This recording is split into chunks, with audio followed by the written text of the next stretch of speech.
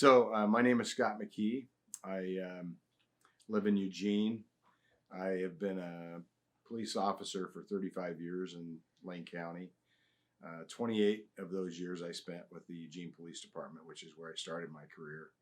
And then I worked for almost 5 years at the Springfield Police Department after I left Eugene for a promotion to lieutenant at the Springfield Police Department. The bulk of my career I spent as an internal affairs investigator, not necessarily by choice. I was in positions as a supervisor and was designated to conduct internal affairs investigations. The most significant of which, and I think from my standpoint, the one that really altered my outlook and my opinions about police misconduct would be the Roger Magana and Juan Lar investigations that took place between 2003 and 2005. And what I recognized in that case was that my own internal sort of mechanism for establishing truth and deciding credibility was flawed. I just had for years, like most cops, just assumed that if we weren't on a call for service, that we were actively looking to help people or to find crime. And what I realized in that case was that there were police officers that were out conducting themselves in ways like as in predatory sex offenders. And so I guess what I'm saying is I got hit over the head with police misconduct and realized that the way that I had gone about my career in assessing credibility was really flawed. And in this case, the people who I had looked upon as bad guys were good guys and were being truthful. And the bad guys, or the good guys that I had always looked on as good guys, which were cops, were lying and were criminals. And so that was a big turning point for me. And at the end of the day, I am through that process, I recognized that there is an industry, there's a industry resistance for police supervisors to recognize that police can be engaged in misconduct or can do things wrong. So, one of the things that I have learned during the course of my career is that, especially when you're dealing with misconduct, cover-up, deliberate corruption, the offending officers, and I've talked about the Magana and Lar case, and I'll go into more detail about those two cases, but to use those two officers as an example, one of them operated for 10 years without detection. The other one operated for 2 or 3 years without detection. And in those cases, what I came to realize is that deliberate predatory behavior, deliberate predatory cops who are up to no good have an inside knowledge about what we as internal affairs police officers or investigators are looking for. And they also know how we measure credibility. If there's a criminally involved person who's making allegations against a police officer, they know that our tendency is to side with the police. That's always the way that we are generally going to make assessments of credibility. We're going to look at the fact that we may have personal knowledge about this police officer, and we know they're married and they have children and they coach baseball and they do these things in the community. And then we have the reporting party who may have criminal involvement with the police, who may have substance abuse issues. And we, generally in law enforcement, there is a characterization that there's us, as in the police, and then there's you, which is everybody else. And, we learned that early in our career, that we are a fraternal organization, that we support each other and we have each other's backs. And there's nothing wrong with that. But when it comes down to misconduct and the reporting of misconduct by civilians, that same stigma still applies. There's us, and then there's everybody else. And everybody else is generally treated with suspicion or criticism or cynicism. And that played a big role. That dynamic has played a big role in my career. And I had to be hit over the head with police misconduct before I recognized that thought process is flawed, and that flaw had contributed to adjudications that I had made regarding citizen complaints of misconduct, because my filter was flawed. I had the police officer and I had the citizen, and I generally sided with the police officer to begin with. And I had to be convinced that the police officer was not being truthful, or that the facts supported misconduct. So you were already starting as a citizen from that standpoint. You weren't given the same credibility as a police officer.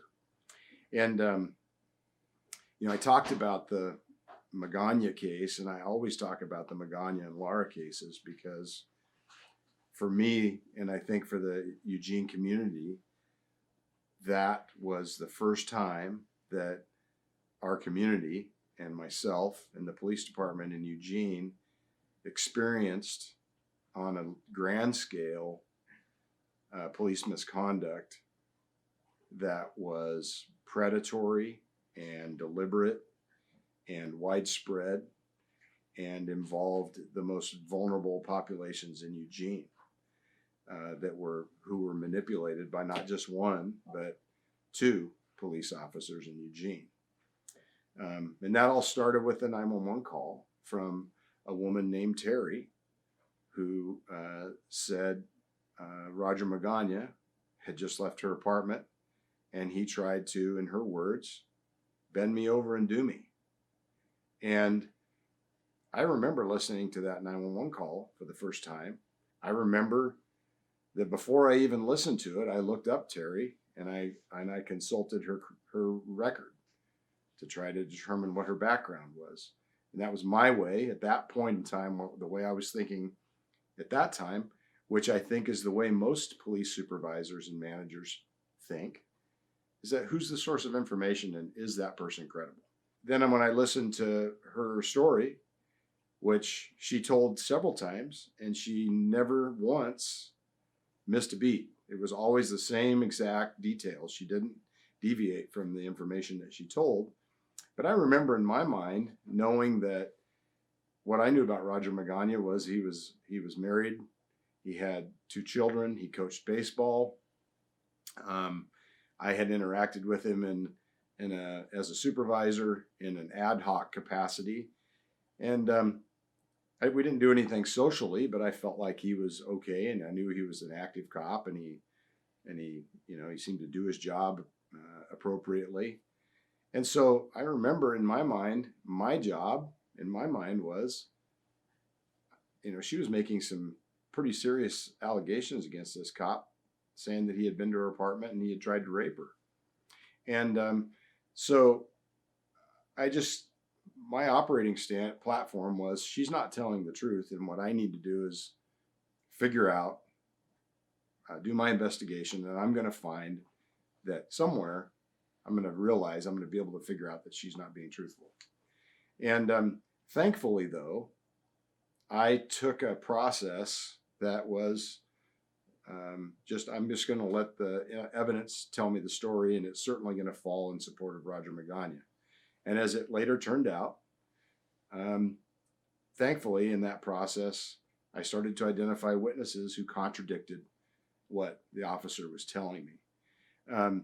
But I had to be hit over the head with this information.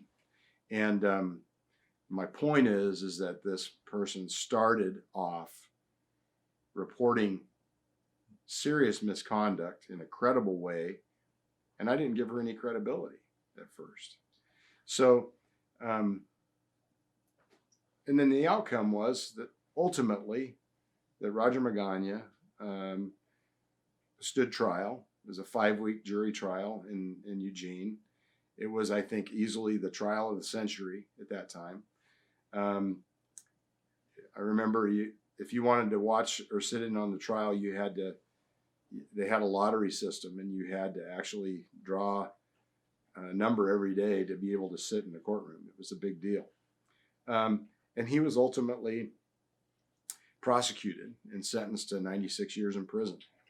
And in that process, I learned some really serious lessons. I mean, I'm a different cop. I'm a different person. My entire life was flipped upside down because I had my own idea about how the world was, and in my world, the cops always won. The cops were the good guys. And so what I realized at the end of that was the cops are the bad guys. And once I became awakened to the fact that Roger Magana and Juan Lara were bad cops, they had lied to me. They had done despicable things to multiple women who were the most vulnerable in society. A light came on for me, and my my reluctance sort of became prey drive for me. And that's just speaking to me personally from my experience. But I think the takeaway from my experience, police can misbehave. That police can they're human beings, and they can make errors. Certainly, they can misbehave deliberately, and and that's a tough hurdle to overcome, and that's nothing that they teach you about in the police academy. They don't you don't get lectured about watching out for bad cops. That's not something that we do, and they don't give you any necessarily any training in being an internal affairs investigator. What happened as a result of the outcome of the Magana and Lara investigations is that I became awakened, for lack of a better term, to the concept that police can misbehave and that police can be deliberately corrupt, and or that the work can make them corrupt. We can think that we're hiring an officer who has passed our background process and who is legitimate, and then when they get out on their own, they can. Power is one of those things that you really can't evaluate what power does to a person until you see what power does to a person. And I would have never thought, and I remember I would have never thought in a million years that the costume that these officers wore, that I took such pride in, and I swore an oath to protect with, that costume, they were using that to take advantage of the most vulnerable in our society. I was not popular. You're not popular when you are the investigator who conducts those investigations. And I think that's an important aspect, is that, we all want to be well regarded among our peers. And there's a tendency, there's almost a leverage, I think, in law enforcement.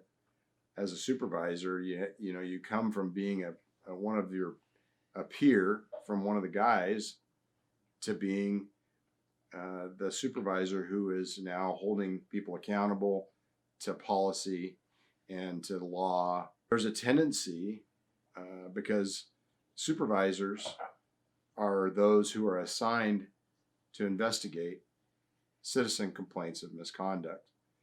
And there's a tendency to want to still be the good guy with your peers or with your subordinates.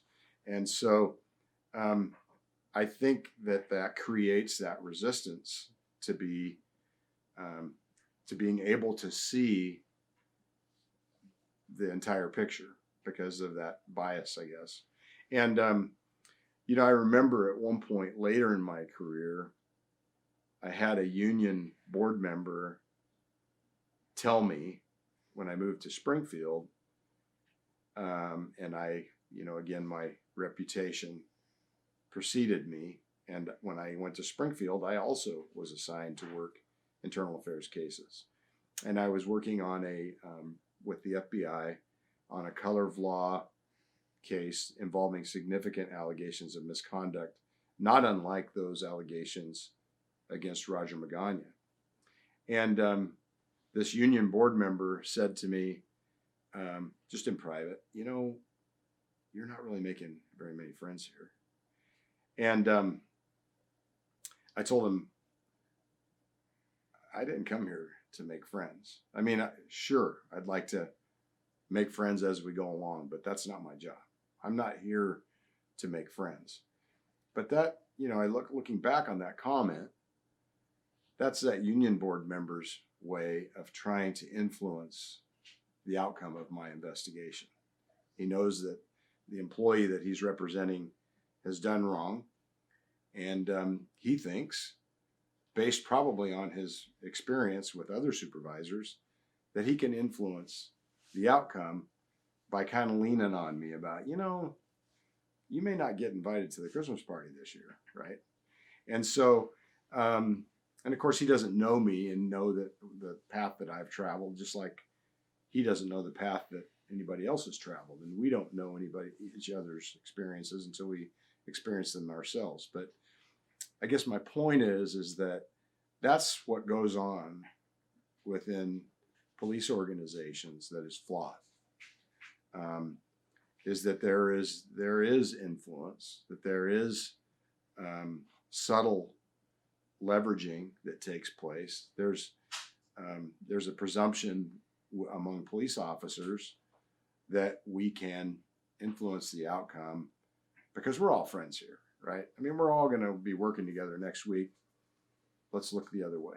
And so I think that's a dynamic that we're constantly battling. And looking back on the Magana case, would I have become awakened to what was really going on sooner if I would have had maybe citizen involvement or a private, maybe a citizen appointed investigator sitting next to me going, are you hearing what I'm hearing? Because that's the problem, is that most police departments operate in silos, right? Conducting your own investigation of your own employees about allegations of misconduct is just fraught with bias and cynicism, and that industry can influence can play a role in outcomes. Especially, I remember it with Roger Magana. I called him one day after he had been placed on paid administrative leave, and I was recording the phone call. At that point in the investigation, I was beginning to recognize that he was trouble. I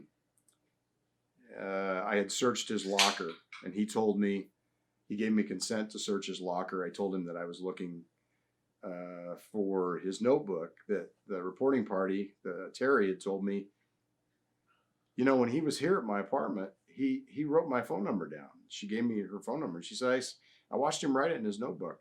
He wrote the name Terry, Terri, and he wrote down my phone number. She gave me her phone number.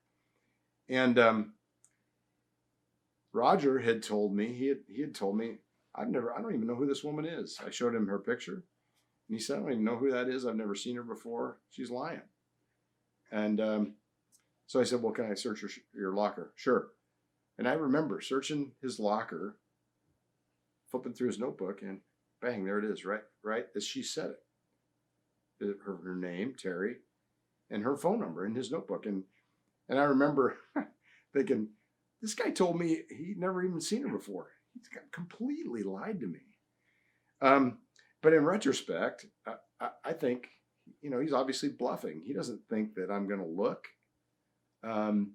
He knows how we conduct our investigations. He knows how we measure credibility, right? We've gone down the same paths. And so he knows that I regard him as, hey, I'm one of the guys. And he knows he can influence me by saying, she's a drunk, she's a this or that. She's not credible. And I just remember how enlightening that was for me to look at that and go, this cop is lying to me.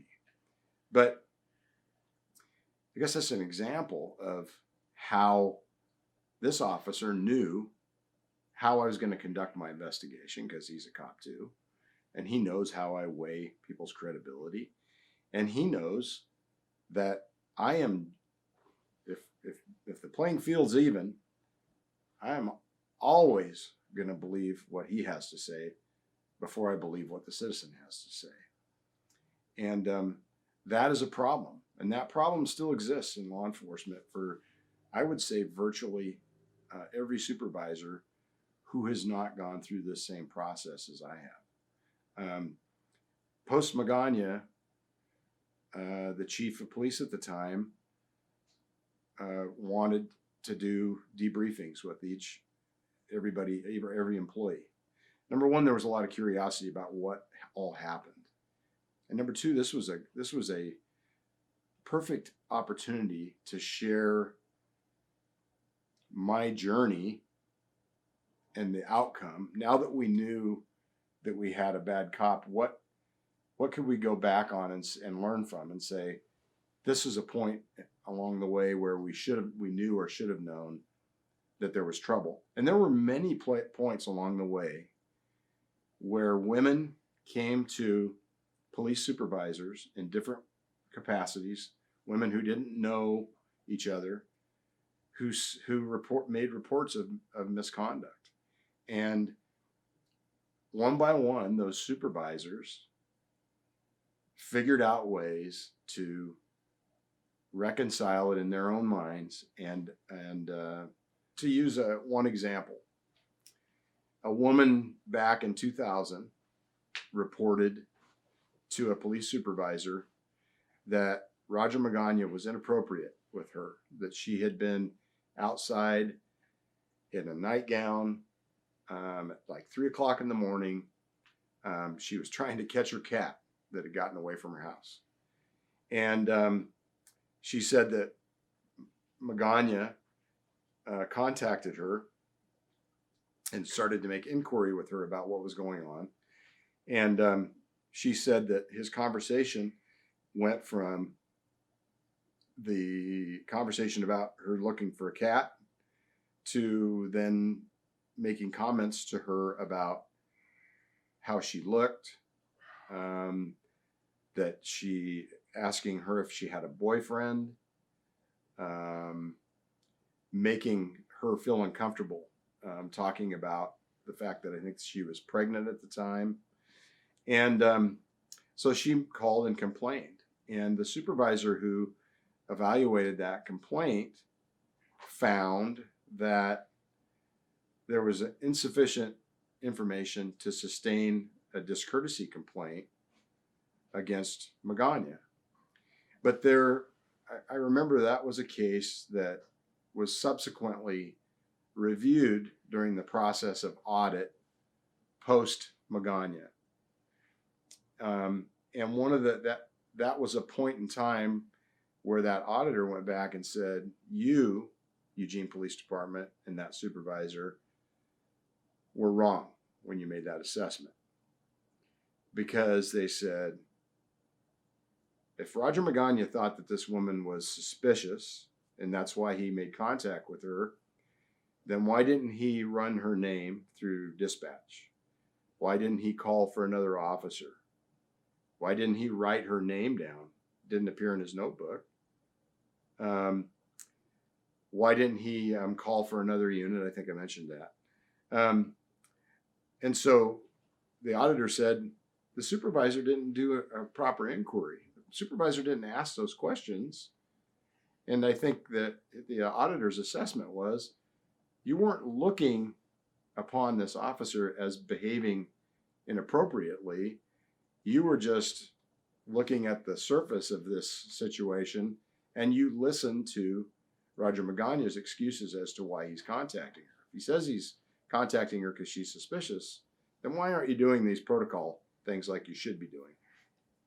And so that was, that's a compelling example of how supervisors can be manipulated by cops who are performing in a substandard way.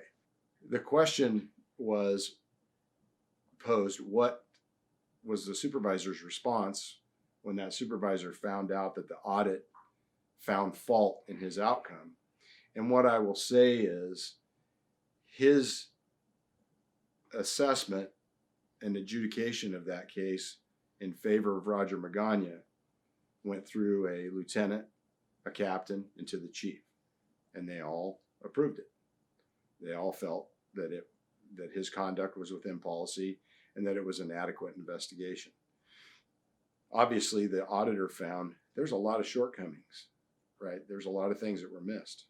In the end, the Catwoman example is a point in time where that auditor pointed out to the police department, here was a golden opportunity for you to find obvious fault in the conduct of Roger Magana, and had you acted appropriately, you would have saved countless women from the trauma of rape and abuse that followed in his tyranny.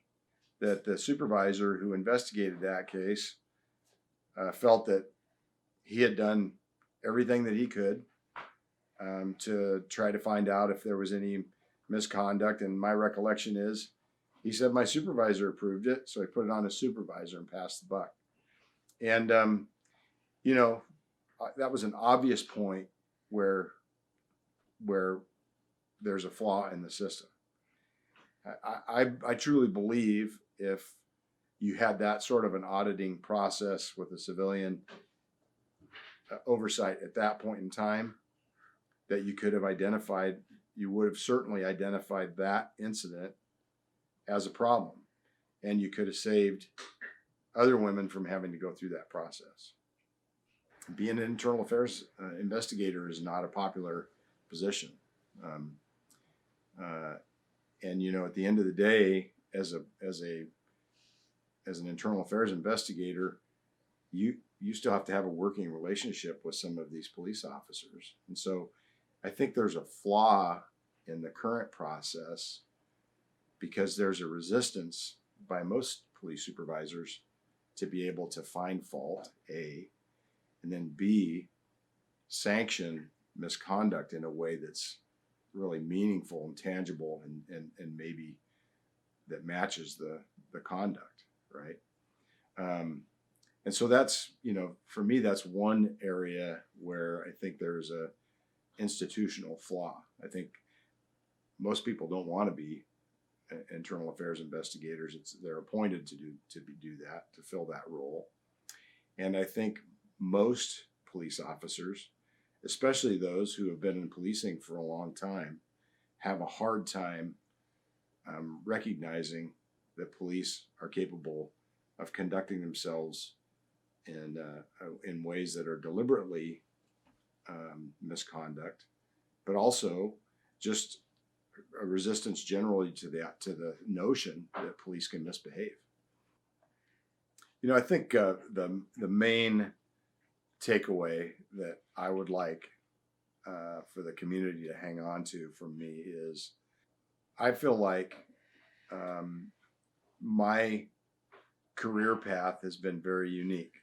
I've had 35 years in policing, and there are many other of my peers who've had that same amount of police experience who haven't traveled the path that I've traveled. And what I have learned is that in kind of in an introspective way, profession has an institutionally built resistance to being critical of their own peers. And I've talked about examples of that. What I recognize is that integrity should be the gold standard of law enforcement management. And that I think we all want the best public servants out there that are available. I think that we have to recognize that most of us aren't capable of really being critical of our police officers internally. And I think the best way to accomplish that, honestly, is to have outside review. And I say that having been a cop, and during the portions of my career, I didn't want anybody looking over my shoulder and dissecting my work. I was indignant about it. But I recognize now through my life experience as a police officer and being hit over the head with misconduct and corruption and cover up, that those things happen and that we just don't generally have the tools inside law enforcement to be able to detect that. We really are not capable of, in earnest, being critical of ourselves to the extent that we can hold up the community standards of what they want and what they expect from our police officers.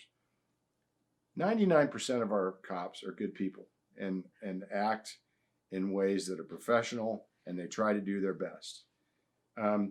There is a very small percentage who let power go to their head and engage in deliberate misconduct, or they erroneously get involved in something and they lie about it. And those are the ones that we have to pay attention to. But we can't, I think it's impossible in many ways for us to be able to accomplish that on our own. I think that we need to have outside scrutiny. We need to have professionals who are trained from the outside to conduct those investigations who are looking for trouble. And I think, I'll end on this. We don't look outside for trouble.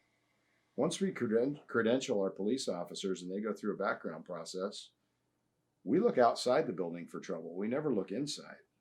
And that's sometimes, unfortunately, where we need to start. And so I think that we have to figure out a way to address the concerns of the public about what their expectations are. We need to listen to the public about what their expectations are, and we need to have outside scrutiny.